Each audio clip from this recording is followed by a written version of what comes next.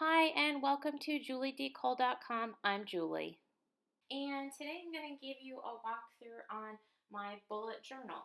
I just started bullet journaling this year, beginning on January 1st, and I've learned a few things, and I wanted to show you my January layout along with the changes that I have made for February. So, first of all, this is a cool trick if you didn't know it. I am using the Leuchtturm, and I'm pronouncing that horribly. It's a German word that I don't know. But if you take the band and you hook it like this around your journal, you can slide your pens right in there and it will hold them. And that's a really neat trick that I learned for my bullet journal. So this is my bullet journal, and I typically use the Staedtler pigment liner, a 0.3, to do my layouts. I typically do my daily bullets with a pencil. I just like to be able to erase it if need be. And then this month in February, I started adding a little bit of color, and I have these Staedtler Tri Plus fine liners in 20 brilliant colors. And I'm really tempted to get the 42 color one because they're really beautiful. So this is my bullet journal, and I haven't done a whole lot in the front as far as the table of contents goes and my beginning page goes. I'm still kind of a work in progress. I started out with just some basic calendars for each month, and I left some spaces to add things over here on the side if I needed to. And so I have 4 pages, 2 spreads of those calendars. Then I have some goals pages. And again, I like to write in pencil.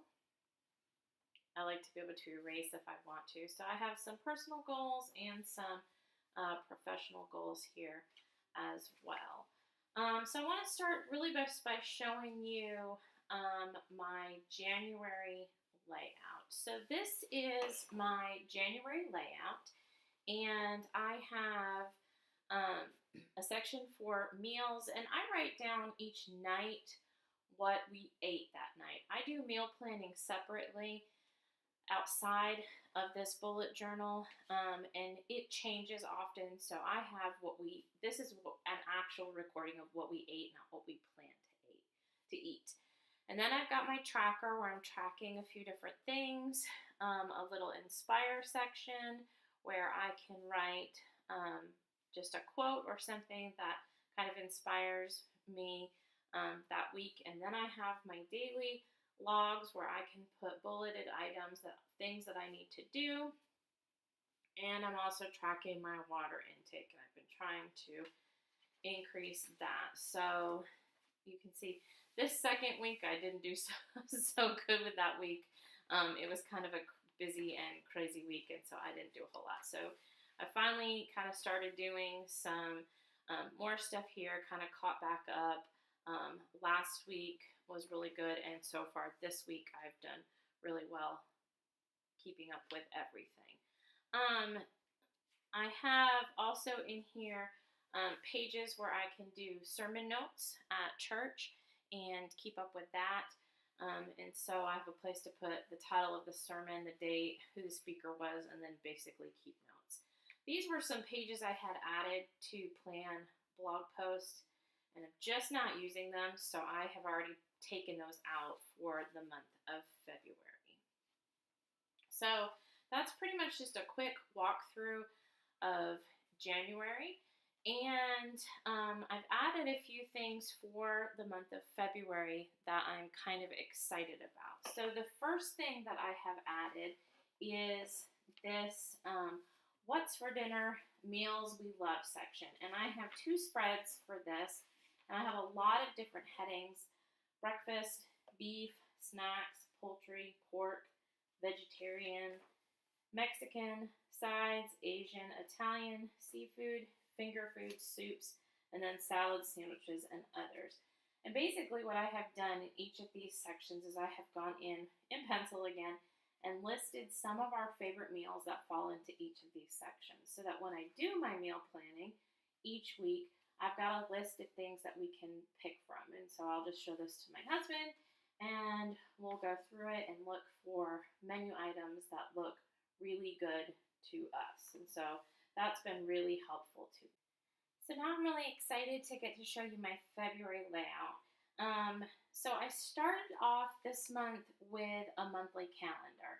I didn't do that in January and I really missed that. I like just being able to write some important things into the spaces and be able to look at them just at a glance rather than having to flip through each week. And so I added this. I also added a bit of color. I kind of just did a little drop shadow in some different shades of pink, added some hearts, some red, just to kind of brighten it up and liven it up for February. So I was really excited about this this monthly calendar. And so my weekly layout I changed up just a little bit this month. I still have my meals, and I'm still going to use that the same way by writing my meal down each day as we eat them, not in advance plan. And then I still have a layout for each day. What I'm going to do with these little boxes down here at the bottom, this first box is going to be to track the weather. Just to draw a little picture of a cloud or a sunshine, raindrops, and then tell what the temperature was that day. I just thought that would be something neat to be able to look back on in the future. And then I'm also going to continue using this box here to track my water intake each day. I'm still trying to get at least 8 glasses of water per day. I also have a tracker, and I haven't filled this out yet, but it's going to look a lot like my January tracker, just a little bit more condensed, and I'm thinking I may take out a few things and may possibly add a few different things in there. I still have my Inspire space so that I can write a little quote or something like that each week. And then this part I'm really excited about. I'm an art teacher by day, and unfortunately when you teach art all day, sometimes it's difficult to come home and actually get into making your own art outside of what you have to do for teaching. I make a lot of student examples, but sometimes I'm not always doing stuff for me. So I put this little art space in there. So each week I take some time, 10, 15 minutes, just to draw a little illustration or something like that right there so that I can get some of my own art out and just kind of store it in this little journal. And a lot of people tell me, bullet journaling's a lot of work, and yes, it takes time to set up these pages, and then they're afraid that they're going to mess it up.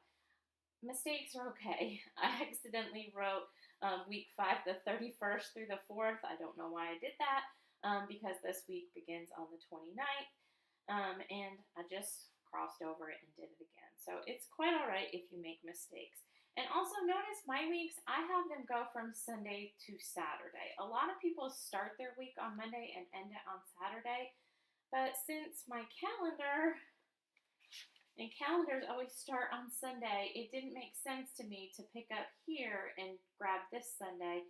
I started with Sunday. So I go from Sunday to Saturday and track my calendar that way.